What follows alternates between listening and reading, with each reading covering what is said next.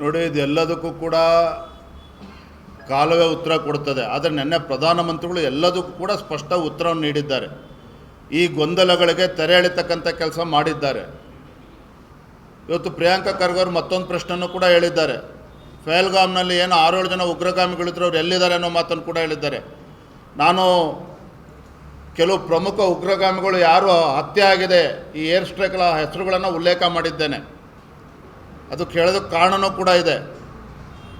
ಹಾಗಾಗಿ ಈ ರೀತಿ ಹೇಳಿಕೆಗಳನ್ನು ಕೊಡೋದನ್ನು ಬಿಟ್ಟು ನಿಜವಾಗ್ಲೂ ಕೂಡ ವಾಸ್ತವಿಕವಾಗಿ ಯಾವ ರೀತಿ ಪಾಕಿಸ್ತಾನ ನಮ್ಮ ಭಾರತದ ದಾಳಿಗೆ ಬೆದರುಕೊಂಡಿತ್ತು, ಅಮೆರಿಕಾಗೆ ಹೋಗಿ ಸಹಾಯ ಬೇಕು ಅಂತೇಳಿ ಕೇಳಿರ್ತಕ್ಕಂಥದ್ದು ಕೂಡ ಆಲೋಚನೆ ಮಾಡಬೇಕು. ಮತ್ತು ಪ್ರಧಾನಮಂತ್ರಿಗಳು ಮತ್ತೆ ಸ್ಪಷ್ಟವಾಗಿ ಹೇಳಿದ್ದಾರೆ, ಇನ್ನು ಏನೇ ಘಟನೆಗಳಾದರೂ ಕೂಡ ಅದನ್ನು ನೋಡ್ಕೊಂಡು ಕಣ್ಮುಚ್ಕೊಂಡು ಕೂರೋ ಪ್ರಶ್ನೆ ಇಲ್ಲ. ನಮ್ಮ ಸಶಸ್ತ್ರ ಪಡೆಗಳು ಯಾವಾಗಲೂ ಕೂಡ ಅಲರ್ಟ್ ಆಗಿರ್ತದೆ. ಏನೇ ಘಟನೆ ಆದರೂ ಕೂಡ ಅದು ಯುದ್ಧ ಅನ್ನೋದು ತೀರ್ಮಾನಕ್ಕೆ ನಾವು ಬರ್ತೇವೆ, ಅದಕ್ಕೆ ಪ್ರತೀಕಾರ ತೆಗೆದುಕೊಳ್ತೇವೆ ಅನ್ನೋ ಮಾತನ್ನು ಕೂಡ ಪ್ರಧಾನಮಂತ್ರಿಗಳು ಹೇಳಿದ್ದಾರೆ. ಇಲ್ಲಾಗಿದೆ ಅನ್ನೋ ಪದ ಇಂಥ ಸಂದರ್ಭದಲ್ಲಿ ನೋಡಿ, ಒಂದು ನಾವು ಸೂಕ್ಷ್ಮತೆಯನ್ನು ಅರ್ಥ ಮಾಡ್ಕೋಬೇಕು. ಆಪರೇಷನ್ ಸಿಂಧೂರ್ ಸೀಸ್ ಫೈರ್ ಘೋಷಣೆ ಆಗಿದೆ ಹೊರತು ಎಲ್ಲವೂ ಕೂಡ ಅಂತಿಮ ಅನ್ನೋದಿಲ್ಲ. ನಾಳೆ ಏನು ಬೇಕಾದ್ರೂ ಕೂಡ ಆಗ್ಬೋದು.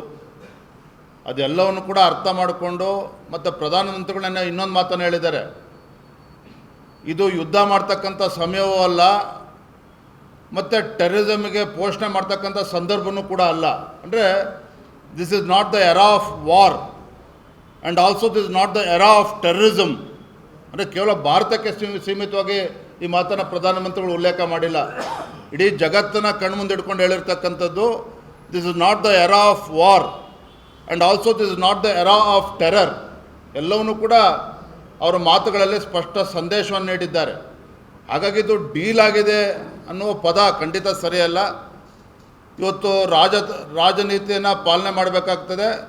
ಮತ್ತು ಇನ್ನೊಂದು ಸ್ಪಷ್ಟ ಉತ್ತರ ಪ್ರಧಾನಮಂತ್ರಿಗಳು ಹೇಳಿದ್ದಾರೆ, ಇನ್ಯಾವುದನ್ನು ಕೂಡ ಸಹಿಸೋದಿಲ್ಲ ಅಂತ ಸಂದರ್ಭ ಮತ್ತು ಸೃಷ್ಟಿ ಆದರೆ ಯಾವ ಬೇಕಾದ್ರೂ ಸಂದರ್ಭ ಸೃಷ್ಟಿ ಆಗ್ಬೋದು. ತತ್ಕ್ಷಣ ಯುದ್ಧಕ್ಕೆ ನಾವು ಸನ್ನದ್ಧರಾಗಿ ಇದ್ದೇ ಇರ್ತೇವೆ ಅನ್ನೋ ಮಾತನ್ನು ಕೂಡ ಪ್ರಧಾನಮಂತ್ರಿಗಳು ಹೇಳಿದ್ದಾರೆ.